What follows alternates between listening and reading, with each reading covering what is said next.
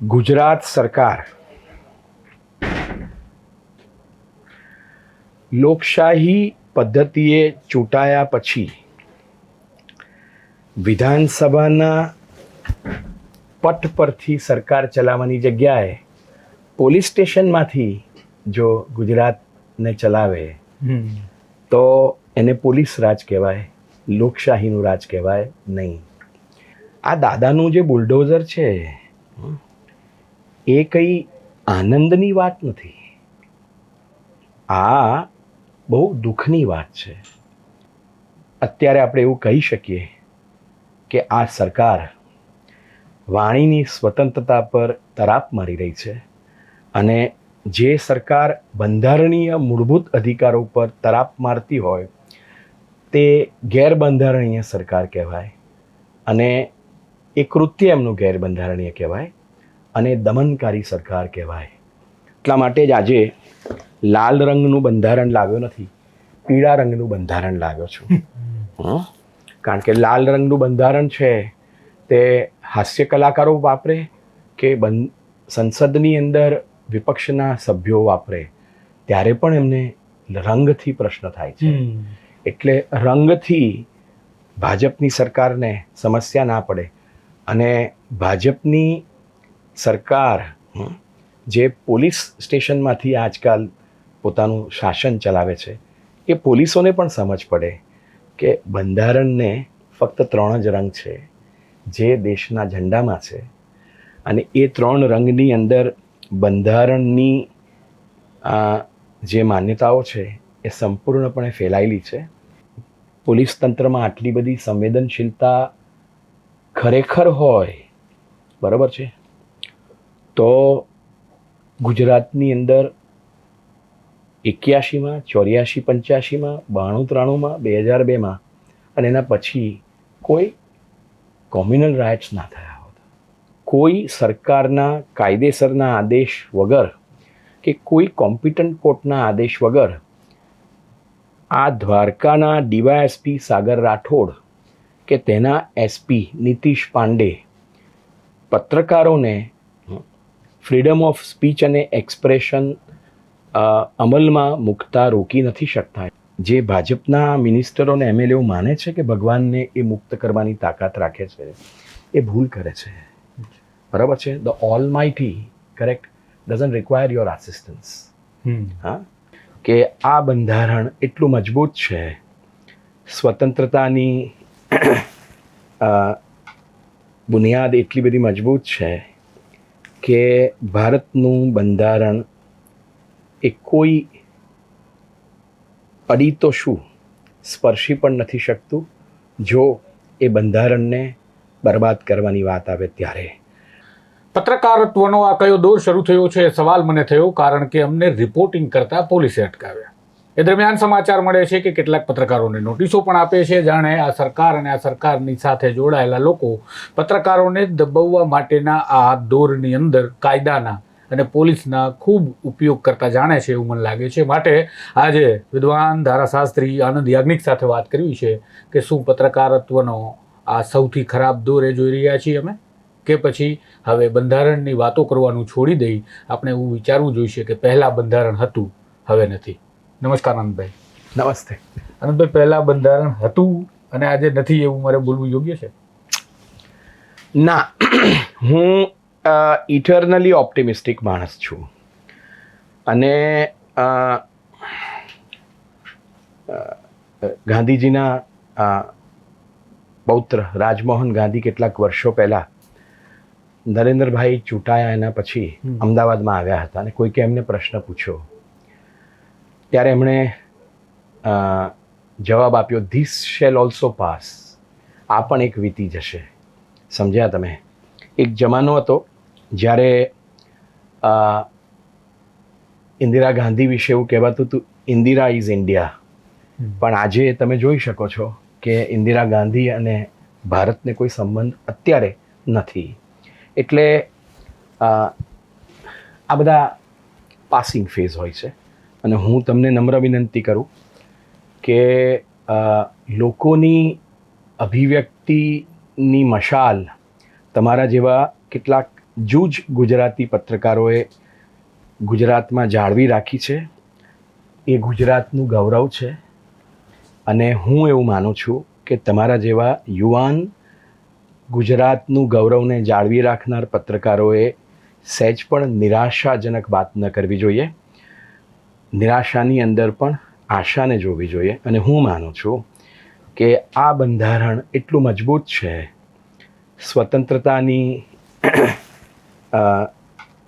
બુનિયાદ એટલી બધી મજબૂત છે કે ભારતનું બંધારણ એ કોઈ અડી તો શું સ્પર્શી પણ નથી શકતું જો એ બંધારણને બરબાદ કરવાની વાત આવે ત્યારે. અને હું માનું છું કે ભારતનું બંધારણ એ આપણો શ્વાસ છે. અને જેમ શ્વાસ વગર આપણે જીવી નથી શકતા તેવી રીતે બંધારણ વગર આપણે નથી જીવી શકતા. અને આ બંધારણ છે તે ચરાચરમાં છે. કોઈ એને લઈ નથી શકતું, કોઈ એને જૂનું નથી કરી શકતું. અને એ બંધારણ છે એ અમારા ગુરુ ગિરીશ પટેલ કહેતા હતા કે એ કાળા અક્ષરે લખાયેલું પુસ્તક નથી, એ લિવિંગ ડોક્યુમેન્ટ છે, એટલે જીવતું પુસ્તક છે. પણ જેની જેવી દ્રષ્ટિ તેની તેવી બંધારણમાં મળે સૃષ્ટિ. આવું મારે તમને કહેવું છે. જી, પણ સર અત્યારે મારા જેવા કેટલાય નાના મોટા પત્રકારો છે, ડિજિટલ પ્લેટફોર્મ્સ પર આવી સ્વતંત્ર રીતે પોતાના કોઈ નાનકડા ગામથી કરે છે, કોઈ જિલ્લાથી કરે છે, કોઈ અહીંયા અમદાવાદથી. તો આ બધા જ લોકોને એક આ પ્રોબ્લેમ ફેસ કરવો જ પડે છે ક્યારેક ને ક્યારેક, કે યા તો એમને નોટિસોથી ડરાવી દેવામાં આવે છે, યા તો એમને જવાબ લખાવવા માટે નિવેદનો અને સપોઝ નોટિસો. અને હવે તો દ્વારકાની અંદર મેં તમને કહ્યું કે અમને તો રિપોર્ટિંગ કરતાં જ બેટ દ્વારકામાં રોકી દેવામાં આવ્યા. તો આના માટે કાયદો શું કહે છે, કઈ પ્રકારની સ્થિતિ હોય, પત્રકારોએ શું કરવું જોઈએ આ સ્થિતિમાં? જો હું તમને તમારા પ્રશ્નનો જવાબ 2 તબક્કામાં તમને આપું કે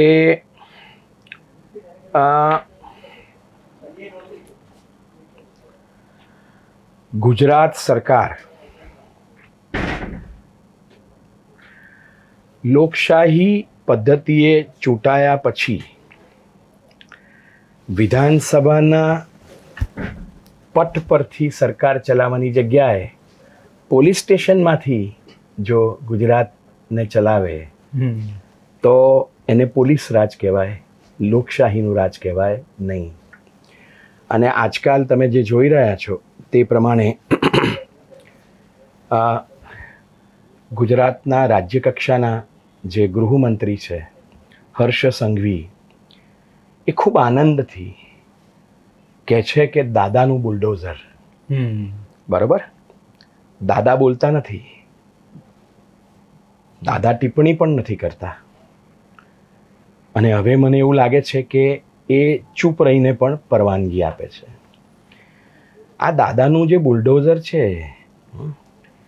એ કંઈ આનંદની વાત નથી, આ બહુ દુઃખની વાત છે.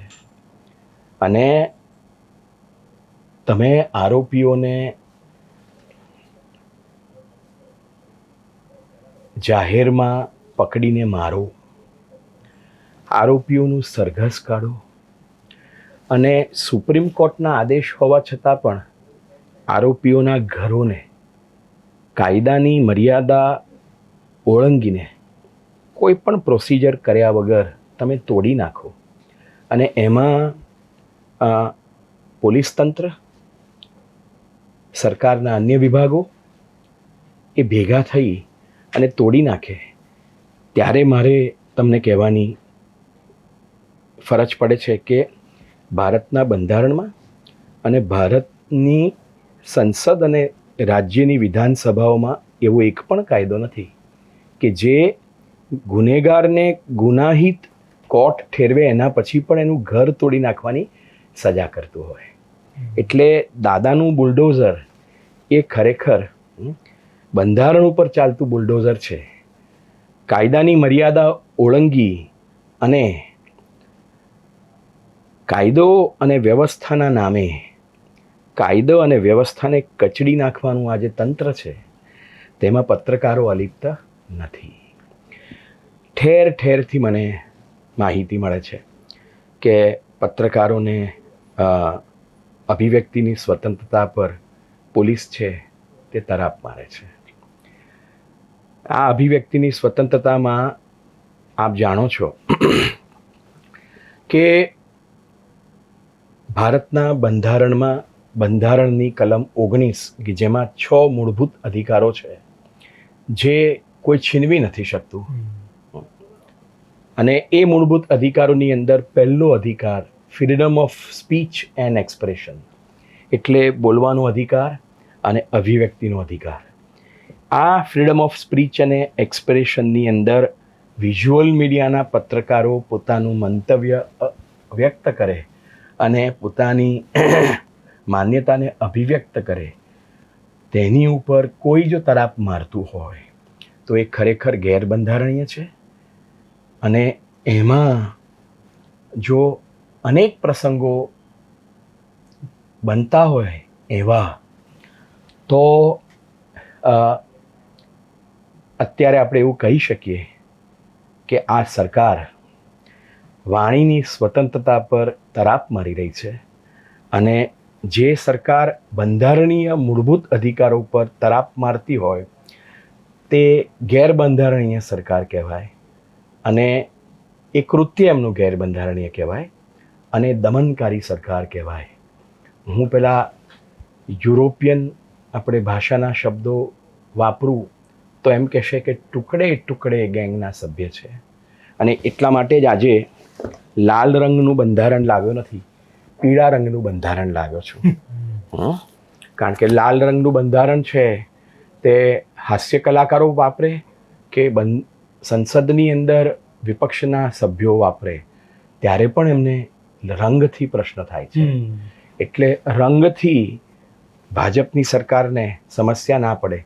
અને ભાજપની સરકાર જે પોલીસ સ્ટેશનમાંથી આજકાલ પોતાનું શાસન ચલાવે છે એ પોલીસોને પણ સમજ પડે કે બંધારણને ફક્ત 3 જ રંગ છે જે દેશના ઝંડામાં છે, અને એ 3 રંગની અંદર બંધારણની જે માન્યતાઓ છે એ સંપૂર્ણપણે ફેલાયેલી છે. આ પોલીસને તમારા થકી અને સરકારી અધિકારીઓને પણ આ માધ્યમ થકી ફરિયાદ નહીં પણ વિનંતી કરું કે બંધારણને જીવંત રાખવાની જવાબદારી તમારી છે. લોકોના બંધારણીય હકો છીનવવા માટે તમારા ઉપરી અધિકારીઓ તમને કહેતા હોય તો તેનું પાલન નહીં કરવામાં બંધારણ જળવાય છે, તેનું અનુકરણ કરવામાં કે તેનું પાલન કરવામાં બંધારણ જળવાતું નથી.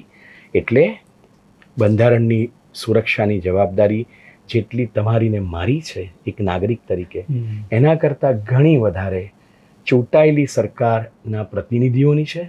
અને ચૂંટાયેલી સરકારના આદેશ પ્રમાણે કાયદો, વ્યવસ્થા અને શાસન ચલાવતા દરેક સરકારી નોકરોની છે. પણ સર, આમાં સ્થિતિ એવી પેદા કરી દેવામાં આવે છે, એમ તમે કીધું એ પ્રકારે કે દાદાનું બુલડોઝર, તો એને પણ આ ઇસ્યુને ગ્લોરીફાઈ જે કરીને સરકાર જે એડવાન્ટેજ લેવાની પ્રયાસો સતત ચાલુ રાખે છે. માધ્યમો પણ બાકાત નથી, પત્રકારો અમે પોતે પણ આમાંથી બાકાત નથી. કારણ કે અમે આ શબ્દ લખીએ ત્યારે અમને પણ તમે કીધું એમ આ વિચાર આવવો જોઈએ કે દાદાનું બુલડોઝર એટલે શેનું? આ કંઈ ગ્લોરીફાઈ કરવાનો ઇસ્યુ નથી, આ ખરેખર હનન થઈ રહ્યું છે કાયદાનું, બંધારણનું, લોકોના નાગરિક તમે કીધું એમ અધિકારોનું. પણ અમારા જેવા જે સામાન્ય પત્રકારો છે એ આ કઈ રીતે લડી શકે? આજે હું જ છું બેટ દ્વારકાની અંદર, જે મારી સાથે ઘટના ઘટી, હું કઈ રીતે લડી શકું? મને ઘણા લોકોએ કીધું કે તારે ત્યાં ઝઘડી લેવાનું હતું, તારે લડી લેવાનું હતું, પણ એ શક્ય નથી હોતું. દરરોજ 1800 લડાઈઓ આપણી સમક્ષ આવતી હોય પત્રકાર તરીકે. હવે આ આપની સાથે, આપની આ જે ચેનલના માધ્યમ સાથે સંકળાયેલા મિત્રો સાથે જે ઘટના બેટ દ્વારકામાં બની તેને આપણે તેનું મૂલ્યાંકન કરીએ કે બેટ દ્વારકામાં શું થયું. તો ભગવાન શ્રી કૃષ્ણ બેટ દ્વારકામાં પણ વસે છે. જેવી રીતે તમારા અને મારા હૃદયમાં વસે છે, એવી રીતે ભગવાન શ્રી કૃષ્ણ બેટ દ્વારકામાં અને દ્વારકામાં પણ વસે છે. આપણી એ સંસ્કૃતિ એવી છે કે જેમાં એવું કહેવાય છે, ધ્રુવ ધારયતિ ઇતિ ધર્મ, તમે જે ધારણ કરો એ તમારો ધર્મ છે. એટલે આપણા ભગવાન એ આપણા હૃદયમાં પણ છે અને આપણા ભગવાન એ મંદિરોમાં પણ છે. સરકારે શું કર્યું છેલ્લા 2-3 મહિનામાં દ્વારકાની અંદર? એમણે એવું કહ્યું કે બેટ દ્વારકાની અંદર સરકારી જમીન ઉપર અનેક લોકોએ પેશકદમી કરી છે, એન્ક્રોચમેન્ટ કર્યું છે. સરકારી જમીન પર કોઈ પણ પરવાનગી વગર ઘર બનાવ્યા અને પ્રસ્થાપિત થઈ ગયા છે. એટલે સરકારે એમને કાઢવાનું નક્કી કર્યું. એના પછી બેટ દ્વારકાની અંદર આપ જાણો છો કે એને એક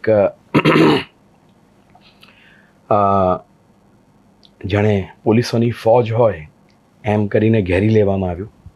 એના પછી અનેક જેસીબીઓ, અનેક ટ્રકો, અનેક આ પ્રકારના મશીનોની મદદથી ઘણો ઓછો સમય લોકોને પોતાની ઘરવખરી કાઢવાનો આપ્યા બાદ બહુ જ મોટે પાયે એ લોકોએ ડિમોલિશન ડ્રાઈવ કરી. અને આ જે બેટ દ્વારકામાં ગેરકાયદેસર રીતે રહેતા લોકોના ઘરો તોડી નાખ્યા, એ ડિમોલિશન ડ્રાઈવને સરકારના કેટલાક મિનિસ્ટરોએ, MLA, MPએ કેવી રીતે વર્ણન કર્યું? આપણને એમ થાય કે જે લોકો સરકારી જમીનની પેશકદમી કરે કે સરકારી જમીન પર એન્ક્રોચમેન્ટ કરે એને ધર્મ ના હોય. ગેરકાયદેસર પેશકદમી કરનાર માણસને ધર્મ ના હોય. પણ સરકારના મિનિસ્ટરો અને સરકારના પ્રતિનિધિઓ એને ધર્મ આપ્યો. શું કહ્યું કે ભગવાન શ્રી કૃષ્ણને વિધર્મીઓથી અમે મુક્ત કર્યા. એટલે આ જે તમારું ડિમોલિશન ડ્રાઈવ હતું એમાં બધા જ જાણે છે કે 95% મુસલમાન ભાઈઓના ઘરો હતા અને 5% એ બિન મુસલમાન ભાઈઓના ઘરો હતા, જેમાં હિન્દુ ભાઈઓના પણ થોડાક ઘરો તૂટ્યા છે. ના નથી પાડતા. આપણે એવું માનીએ કે સરકારના દરેક કાર્યો જે છે એ બિન સાંપ્રદાયિક હોય, પણ સાંપ્રદાયિક મૂલ્ય આપવાનું કામ ગુજરાત સરકારના મિનિસ્ટરોએ કર્યું, MLAએ કર્યું. અને ત્યાંના લોકલ BJPના લોકોએ તો બહુ સ્પષ્ટપણે કહ્યું કે બેટ દ્વારકાને અમે મિયાઓથી મુક્ત કર્યું. પાછું રામ જન્મભૂમિના મંદિર ઉપર બાબરે તોડી નાખ્યું હતું અને હવે નવું મંદિર બનાવ્યું નરેન્દ્ર મોદી સાહેબની સરકારે. અને મથુરા અને કાશીની અંદર પણ મંદિરોમાંથી મસ્જિદો બની છે અને એને હવે મુક્ત કરી અને દેશનું ગૌરવ પ્રાપ્ત કરવાનું છે તે વાત કરે છે. એ વાત સાથે અત્યારે સંમતિ અસંમતિનો કોઈ પ્રશ્ન પેદા નથી થતો. કાયદો કાયદાનું કામ કરે. ભારતના બંધારણ હેઠળ રચાયેલી કોર્ટો એમ નક્કી કરશે તો આપણે દરેક જણા એ નિર્ણયને માન્ય રાખીશું. અહીંયા આપણે બેટ દ્વારકામાં પાછા આવીએ તો બેટ દ્વારકાની અંદર તમે 200, 300, 350 જે ફેમિલીઓને તમે એ લોકોના ઘરો ડિમોલિશ કરી નાખ્યા, મુસલમાનો હોય કે બિન મુસલમાનો હોય. આજે તમારી ચેનલ ત્યાં કેમ ગઈ હતી? તો એટલું તપાસ કરવા ગઈ હતી કે આ 200, 300, 400 કુટુંબોના ઘરો કારણ કે કથિત રીતે ગેરકાયદેસર હતા તોડી નાખ્યા. તો એ વસ્તી એક ભારતના નાગરિકો, મુસલમાન હોય કે હિન્દુ, એની પરિસ્થિતિ આજે કેવી છે અને એ લોકો ક્યાં વસે છે? બરાબર છે. આ ગરીબ માણસો કે જેને જમીન લેવાની આપણે પાસે પૈસા નથી હોતા, કેટલાક એવા હોય છે કે ભલે સુખી હોય તો પણ સરકારી સંપત્તિનું એન્ક્રોચમેન્ટ કરે, પણ એવાને દાદાનું બુલડોઝર અડતી નથી. જે બુલડોઝર ચાલે છે એ સામાન્ય રીતે સામાન્ય પ્રજાજનો હોય છે કે જે લોકો શક્તિશાળી હોતા નથી. એટલે આ બેટ દ્વારકાના લોકો પણ સામાન્ય સમાજના ગરીબ માણસો, ધર્મ ગમે તે હોય. તમે ફક્ત એટલું જ તપાસ કરવા ગયા હતા કે આ 200-300 કુટુંબો ક્યાં ગયા, એનું પુનર્વસવાટ અને પુનર્સ્થાપનની કોઈ પ્રક્રિયા થઈ કે નહીં. તમે ગયા એટલે તમને બેટ દ્વારકાની પોલીસ ચોકીના સાદા વેશના પોલીસો પૂછવા આવ્યા.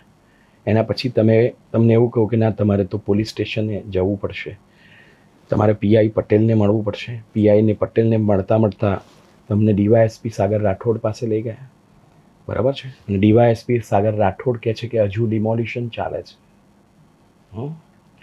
એટલે અત્યારે સંવેદનશીલ વિસ્તાર છે અને તમે એ પ્રકારના ન્યૂઝ આપો તો ધાર્મિક આપણે વિખવાદ સર્જાય અને એને રોકવા માટે અમે લોકો તમને રોકી રહ્યા છીએ. બરાબર છે. જી. જો ગુજરાતના પોલીસ તંત્રમાં આટલી બધી સંવેદનશીલતા ખરેખર હોય, બરાબર છે, તો ગુજરાતની અંદર 81માં, 84, 85માં, 92, 93માં, 2002માં અને એના પછી કોઈ કોમ્યુનલ રાઇટ્સ ના થયા હોત. પણ ધાર્મિક ભાવના કે ધાર્મિક વિખવાદને રોકવા માટે પત્રકારોને રોકવાનો જે પ્રયત્ન છે એ ખરેખર ધાર્મિક વિખવાદને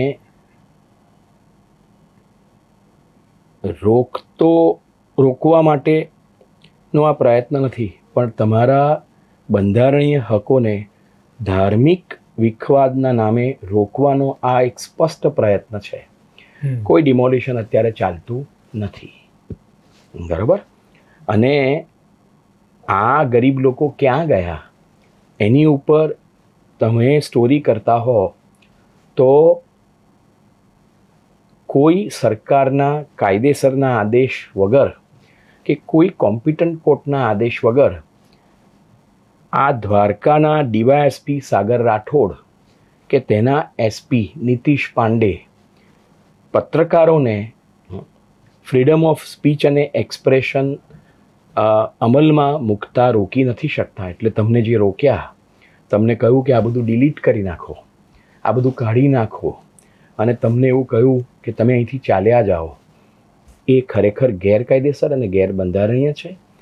અને આ વસ્તુ પ્રતિપાદિત કરે છે કે કેન્દ્રમાં અને રાજ્યની સરકાર પત્રકારોને કાં તો પોતાના ખિસ્સામાં રાખે છે, કાં તો પોતાની ગોદમાં રાખે છે અને કાં તો દંડાથી કાઢી મૂકે છે. અને તમે નથી એમના ખિસ્સામાં, તમે નથી એમની ગોદમાં, એટલે તમને દંડો મારીને કાઢી મૂક્યા. આનાથી વધારે કહેવું હું જરૂરી માનતો નથી. પણ સર, ડિમોલિશન થાય છે, સેંકડો ઘરો તોડી નાખીએ છીએ, તબાહ કરી નાખીએ છીએ પરિવારો, અને એ નાનકડા ઘરો હોય છે, જેમ તમે કીધું એમ, એ કોઈ બહુ વૈભવી બંગલો જ નથી હોતા. એ લોકો જતા રહે છે. આમ તો આપણું સુપ્રીમ કોર્ટ એવું કહે છે કે એક શ્વાનને એટલે કે કૂતરાને પણ એમના હેબિટાટથી દૂર ના કરવું જોઈએ. તો તમે આપણી એમસીને કોલ કરીએ છીએ તો એમસી એને ઇન્જેક્શન આપી જાય, એને દવા દારૂ કરી જાય અને એ કૂતરું ત્યાંથી ન લઈ જવાય, કારણ કે આપણને એમસીનું જજમેન્ટ બતાવવામાં આવે છે સુપ્રીમ કોર્ટનું. તો આ તો માણસ છે, તેને આપણે કૂતરા કરતાં પણ ગયેલા ગણીએ છીએ કે અમે ખાલી જોવા ગયા કે આની પીડા પરિસ્થિતિ શું છે? તો ક્યાં જતા હશે આ લોકો? યાર ભાઈ, ભાજપની સરકાર અને આ પોલીસ એ નથી ઈચ્છતી કે તમે તમારી સ્વતંત્રતાનો આપણે ઉપયોગ કરી અને વાસ્તવિક પરિસ્થિતિ પ્રજા સમક્ષ મૂકો. એમણે જે નક્કી કર્યું છે કે કૃષ્ણ ભગવાનને અમે મુક્ત કર્યા, બરાબર છે, ભગવાનને, હા, ભગવાનને એમણે મુક્ત કર્યા, કારણ કે ભગવાન એ બંધનમાં હતા. જો મુક્ત કર્યા હોય ત્યારે જ કર્યા હોય જ્યારે ભગવાન બંધનમાં હોય. તો જે ભાજપના મિનિસ્ટરો ને એમએલએઓ માને છે કે ભગવાનને એ મુક્ત કરવાની તાકાત રાખે છે, એ ભૂલ કરે છે, બરાબર છે. The almighty, correct, doesn't require your assistance. હા, એટલે એ તો હવે હસવાની જરા વાત છે. સવાલ એટલો જ છે કે આ ધર્મનો ઉપયોગ અને સામાજિક સૌહાર્દ જળવાઈ રહે તેના નામે તમને ત્યાંની વાસ્તવિકતા લોકો સમક્ષ મૂકતા રોકવા માટે સાગર રાઠોડના પ્રયત્નો કર્યા છે. અને આ સાગર રાઠોડ ડીવાયએસપીની સામે પોલીસ ફરિયાદ થવી જોઈએ. અને પોલીસ જો પોતાની જ પોલીસની સામે ફરિયાદ લેવા તૈયાર ના હોય તો હાઈકોર્ટ કે સુપ્રીમ કોર્ટની અંદર ફ્રીડમ ઓફ સ્પીચ અને એક્સપ્રેશનના ભંગ માટે તમારી ચેનલે પિટિશન કરી, ઓર્ડર લઈ, બેટ દ્વારકા જઈ ત્યાંની પરિસ્થિતિને લોકો સમક્ષ મૂકવી જોઈએ, એ મારું કહેવું છે. બીજી વસ્તુ કે આ લોકો સતત કહ્યા કરે છે કે વાણી સ્વતંત્રતા એ કુનાલ કામરા હોય, બરાબર છે, કે પછી કોઈક પત્રકારે આસામની અંદર કોઓપરેટિવ સોસાયટીની અંદર ગોટાળા કાઢ્યા હોય, એના સંદર્ભની અંદર સરકાર ક્યારે કહે છે કે વાણી સ્વતંત્રતા એ સંપૂર્ણ નથી, બરાબર છે, માની લઈએ એ સંપૂર્ણ નથી. Fundamental right or guaranteed fundamental right is not absolute. તો એના લિમિટેશન શું છે? લિમિટેશન્સ બહુ ચોખ્ખી વસ્તુ છે કે દેશની સુરક્ષાનો પ્રશ્ન આવે તો તમારી અને મીડિયાની વાણી સ્વતંત્રતા એ રોકી શકાય છે. આપણા પડોશી દેશો સાથેના આપણા સંબંધો વચમાં આવે તો મીડિયાની સ્વતંત્રતા રોકી શકાય છે. Public order, law and order નહીં, આ ધાર્મિક આપણે સૌહાર્દ જળવાઈ રહે અને બે ધર્મો વચ્ચે વિખવાદ ના થાય, એને લો એન્ડ ઓર્ડરનો સવાલ છે, પબ્લિક ઓર્ડરનો સવાલ નથી. એટલે પબ્લિક ઓર્ડરમાં સવાલ પેદા થવાનો હોય તો તમારે બોમ્બે પોલીસ એક્ટ કે પછી અન્ય ગુજરાતમાં લાગુ કાયદા હેઠળ ગાંધીનગરમાં મુખ્ય સત્તાધીશોએ ઓર્ડર કરેલો હોય તેના અનુકરણના ભાગરૂપે મીડિયાને તમે રોકી શકો છો. બાકી આ નીતિશ પાંડે, એમના ડીવાયએસપી સાગર રાઠોડ, એના પીઆઈ પટેલ અને પેલા બીજા દ્વારકાની પોલીસ ચોકી કે પોલીસ સ્ટેશનના પોલીસ મિત્રો, એ ખરેખર તો કાયદો ને વ્યવસ્થાનું કામ નથી કરતા, પણ સરકારના પીઠ્ઠું તરીકે આ સરકારની ધાર્મિક અને સામાજિક ફિલોસોફી છે તેને અભિવ્યક્ત કરવાનું કામ કરે છે. અને ખરેખર આ બહુ જ દુઃખદ ગેરબંધારણીય પ્રસંગ છે જે પ્રજા સમક્ષ તમારે મૂકવો જોઈએ. મારે પૂછવું છે કે તમે આ જે બેટ દ્વારકાની અંદર 200, 250, 300 ઘરો તૂટ્યા અને એ લોકો હવે ત્યાં રહે છે, બીજી જગ્યાએ રહે છે, કેવી પરિસ્થિતિમાં રહે છે, પુનર્વસવાટ અને પુનર્સ્થાપનનું શું થયું, તેને વિશે જો તમે સ્ટોરી કરવા ગયા હોય અને તમને કાઢી મૂક્યા અને તમે જે વિઝ્યુઅલ્સ કેપ્ચર કર્યા તે ડિલીટ કરાવડાયા, તેમાં આ ભારત દેશની સુરક્ષાનો કોઈ પ્રશ્ન? તો એક વકીલ તરીકે હું માનું છું ના. પડોશી દેશો સાથેના કોઈ સંબંધને તમે ખતરામાં મૂક્યો તો ના. પબ્લિક ઓર્ડર એને કોઈ તમે સવાલમાં મૂક્યો તો ના. તો એ પરિસ્થિતિની અંદર પોલીસનું તમને રોકવું એ ગેરબંધારણીય અને ગેરકાયદેસર છે અને આ કૃત્ય નહોતું થવું જોઈતું. તમને રોક્યા એ ખરેખર એમણે તમને નથી રોક્યા, પણ બંધારણને રોક્યું છે. એટલે પત્રકારોને જ્યારે ગેરકાયદેસર રીતે રોકવામાં આવે છે ત્યારે બંધારણ રોકાય છે, ફક્ત પત્રકારો પોલીસ દ્વારા રોકાતા નથી. આ સાગર રાઠોડે બેટ દ્વારકામાં બંધારણને લાગુ કરવા પર રોક મારી છે, તમારા પર રોક મારી છે, એટલું પૂરતું નથી. બીજું સર એક એવો સવાલ થાય કે આજે એન્ક્રોચમેન્ટના નામે જે બુલડોઝર ખૂબ ફરે છે, તો બધા જ લોકોના મકાન પાડીશું આ રીતે? તો કારણ કે આ સ્વતંત્ર કેટલા લોકો તો એવા હતા કે જે લોકો વેરા ભરે છે, વર્ષોથી એ લોકોને લાઇટ બિલ મળે છે, વર્ષોથી એ લોકોને પાણી મળે છે, કનેક્શન, અને આ લોકો જશે ક્યાં? કારણ કે બે પ્રકારના એન્ક્રોચમેન્ટ એટલે કે દબાણ કરવાની પ્રક્રિયા હોય. એક તો ફાર્મ હાઉસ બનાવે, નેતા નદી કાંઠે પોતાનો કોઈ પટ બનાવી લે અને આવું બધું થતું હોય, તો એને માનીએ કે ગેરકાનૂની છે, પણ આ તો ગરીબ માણસોના જે મકાન છે તો સામે ક્યાં જશે, ક્યાં પોપ્યુલેશન આપણે કાઢી નાખીએ તો? જો હવે તમારા પ્રશ્નના બે જવાબ છે. એક તો ઉત્તર પ્રદેશમાં યોગીની સરકાર એ કથિત આરોપીઓની સામે આરોપ કોર્ટમાં પુરવાર થાય અને તેમને સજા થાય તેની પહેલાં પોલીસ દ્વારા અને અન્ય સરકારી તંત્ર દ્વારા એ લોકોના ઘરને ગેરકાયદેસર ઠેરવીને ઘરો તોડી નાખવાની પ્રક્રિયા સામે લોકો સુપ્રીમ કોર્ટમાં ગયા અને સુપ્રીમ કોર્ટે એવું કહ્યું કે આ કથિત આરોપીઓની સામે કે સરકારી તંત્ર કે પોલીસ તંત્રની સામે પથ્થરમારો કરનાર લોકોના ઘરો તોડી નાખવા એ ગેરકાયદેસર છે, અનસિવિલાઇઝ છે, અમાનવીય છે, ગેરબંધારણીય છે, ગેરકાયદેસર છે. અને સ્વતંત્ર ભારતના ઇતિહાસની અંદર આ પ્રકારના પ્રસંગોએ સ્વતંત્રતા પર તરાપ મારનારા છે. એટલે એમણે કહ્યું કે ચૂંટાયેલી સરકાર ઘર તોડી શકતી નથી. ઘર ક્યારે તોડાય? તો તમારે 15 દિવસ મહિનાનો સમય આપવો પડે. એ લોકોના ઘરો ગેરકાયદેસર હોય તો એને કાયદેસર કરવા માટેનો મોકો આપવો પડે.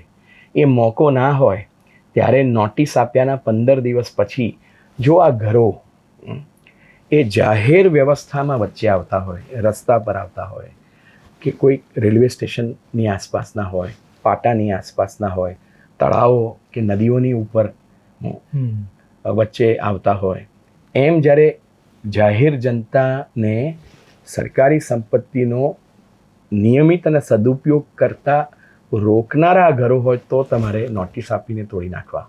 બાકી તમે સજાના ભાગરૂપે તોડી શકતા નથી. અને છતાંય સરકાર ફક્ત ઉત્તર પ્રદેશની નહીં પણ જ્યાં જ્યાં વર્તમાન સરકારો છે ભાજપની, આ તોડે છે અને એ ગેરકાયદેસર છે. આજે જ સુપ્રીમ કોર્ટે ચુકાદો આપ્યો કે ઉત્તર પ્રદેશના એક વ્યક્તિનું ઘર તોડી નાખ્યું હતું ગેરકાયદેસર રીતે, તો એને 60 લાખ રૂપિયાનું વળતર આપવાનું કહ્યું. આ મારો પહેલો જવાબ. હવે મારો બીજો જવાબ કે 2010 પછી ગુજરાત સરકારની અંદર ઝૂંપડપટ્ટીઓને એનો રિહેબિલિટેશન અને રીસેટલમેન્ટમાં, એટલે અર્બન એનો અથવા તો સ્લમ રીડેવલપમેન્ટના પોતાનો આપણે ઠરાવો છે અને એ ઠરાવો આખા ગુજરાતમાં એનો અમલ થાય છે. એમાં 2010 પહેલાંથી તમે જો એક સરકારી જગ્યા પર રહેતા હોય, બરાબર છે, તો એ પબ્લિક પ્રાઇવેટ પાર્ટનરશિપમાં ભાગ કરી અને બિલ્ડરને લાવી અને એ લોકોને ઘર બનાવી આપે અને આગળના ભાગે બાકીની બચતી જગ્યાઓ પર એ બાંધકામ થાય, જેથી કરીને ગરીબોને પાકા મકાન મળે, એન્ક્રોચમેન્ટ રોકાય અને સાથે સાથે આ થાય. મારું તમારા માધ્યમથી ગુજરાત સરકારને પૂછવું છે કે બેટ દ્વારકાના અયબ છે લોકોને તમારે ગેરકાયદેસર રીતે એન્ક્રોચમેન્ટ કર્યું છે, હટાવાતા, તો પુનર્વસવાટ અને પુનર્સ્થાપનની જવાબદારી પણ તમારી છે. જે જવાબદારી તમે કેમ નિભાવતા નથી? પહેલાં તો આ રીતે લોકોને કઢાય નહીં. તમે વર્ષ સુધી સરકારી જમીન પર આ લોકોને રહેવા દો, 30 વર્ષ, 40 વર્ષ, 50 વર્ષ. એમને વીજળી આપો, એમને પાણી આપો, એમને રસ્તા આપો, પ્રધાનમંત્રીનું સંડાસ આપો, બાલ મંદિરો આપો, વેરો લો, કરેક્ટ. તો એ જે ગેરકાયદેસર એન્ક્રોચમેન્ટ કરે છે તેની ઉપર તમે એમને વસવાટ માટેની સુવિધાઓ આપો છો અને એક દિવસ નક્કી કરો છો કે ના હવે અમારા નથી, અને તમારે એ વસ્તીને નહીં, આ દેશના નાગરિકોને તમે ઉજાડી નાખો છો. અત્યારે ગુજરાત સરકારના નીતિ નિયમો પ્રમાણે તમારે સ્લમ રિહેબિલિટેશનનો પ્રોગ્રામ છે તમારો, 2010 પહેલેથી એ લોકો હોય તો તમારે એમને વૈકલ્પિક વ્યવસ્થા આપીને પછી તોડવું જોઈએ. અથવા તો તમારી પાસે તમારી એટલી બધી ઉતાવળ હોય, ભગવાન શ્રી કૃષ્ણને તમે કહો છો તે રીતે, હું નથી કહેતો, કે મુક્ત કરવા માટે, તો પછી તમારે એ વૈકલ્પિક વ્યવસ્થા આપો. તમે ભાડું પણ આપો છો ઘર બંધાય ત્યાં સુધી, અને ઘર પણ આપો છો. હાઉસિંગ બોર્ડના મકાનો માટે અત્યારે ઓલિમ્પિક ની સંભાવના છે, તો આ મોટેરા સ્ટેડિયમની આસપાસ એ છારાનગર હોય, કુબેરનગર હોય અને અમદાવાદ શહેરની આસપાસના ગામડાઓમાં તમે કરો જ છો ને, તો તમે અમને માટે કેમ નથી કરતા? એટલે અને 90ના દાયકામાં યુનાઇટેડ નેશન્સે સ્વીકાર કર્યો કે જેવી રીતે વોરના રેફ્યુજીઝ હોય, લડાઈ પછી વિસ્થાપિતો હોય, એવી રીતે વિકાસના પણ વિસ્થાપિતો હોય છે. આ કથિત વિકાસના વિસ્થાપિતો છે. અને સુપ્રીમ કોર્ટે અનેક વખત કહ્યું છે. એ પછી ધારાવીનું આપણે મોટામાં મોટી ઝૂંપડપટ્ટી હોય મુંબઈની, કે પછી દિલ્હી કે કાનપુરની હોય કે અમદાવાદની હોય, સુપ્રીમ કોર્ટે એવું કહ્યું છે કે આ ગરીબ માણસોના ઝૂંપડા તમે તોડી નાખશો તો એ બીજે જઈને બનાવશે. એ ફ્લોટિંગ પોપ્યુલેશન છે. તમારે એમને સેટલ કરવાના છે. અને આ દ્વારકાની અંદરના એ મુસલમાનો હોય કે બિન મુસલમાનો હોય, હું એને ધર્મની ભાવનાથી જોતો નથી, પણ આ બધા માછીમારો છે મોટા ભાગના. સાચી વાત. અને માછીમારો તો દરિયો હોય ત્યાં હોય, બરાબર છે, અને કૃષ્ણ ભગવાને તો એમને પ્રોટેક્શન આપ્યું હતું એવું હું માનું છું, બરાબર છે. એ કંઈક વચ્ચે નહોતા આવતા, એ લોકો ગુનેગારો નહોતા, ત્યાં કંઈ દારૂ નહોતો વેચાતો, ત્યાં કોઈ ડ્રગ્સ નહોતા વેચાતા, ત્યાં દેશની સુરક્ષાની આપણે વિરુદ્ધમાં કોઈ મુસલમાનો પાકિસ્તાન સાથે સંબંધ રાખીને પ્રયત્ન નહોતા કરતા. એવા કોઈ પ્રયત્ન, એવા કોઈ કેસો પણ નથી. બરાબર છે. તો કોસ્ટલ સિક્યોરિટીના નામે તમે આ બધું કરો છો એનો વાંધો નથી. બરાબર છે. તમે ધર્મને લાવો એનો પણ વાંધો નથી. પણ આ ભારતના નાગરિકો છે. આ ભારતના નાગરિકોને તમારે, ગરીબ માણસો છે, એક જગ્યાએથી જશો તો બીજી જગ્યાએ જશે, કારણ કે એમની પાસે જમીન ખરીદવાના પૈસા નથી હોતા.